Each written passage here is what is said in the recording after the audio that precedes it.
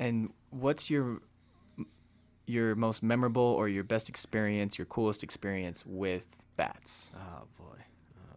or one of the? One of the I see so I hesitate just because I'm not gonna say a location. Could be anywhere. Might be creative for the moon. Could be anywhere. I won't say anybody I work with.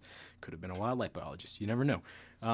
So I had to do white nose swabbing. So we're swabbing for the presence in this state that may or may not be Idaho. um, and it's early.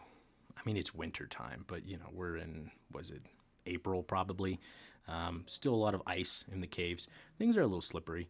We're going through looking for, we're looking for bats. And the protocol is that you have 25 bats.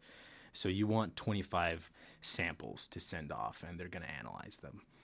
We were struggling to find 25 bats. And so we're going and we're getting a couple bats, and we're on our way out.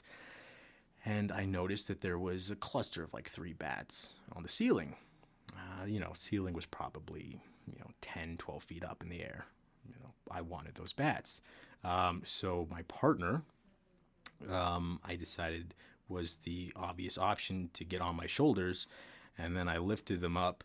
And then I'm on tippy toes, and we're going back and forth, and we're trying to, swab these bats that are on the ceiling. And it was a cluster.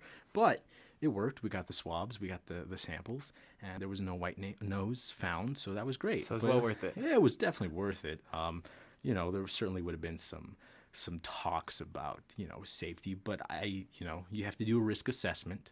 I determined that I was capable, and that it was well worth the knowledge gained, and that nothing too horrible would go wrong. We had plenty of people who knew what we were doing, close to an entrance. I wanted those samples.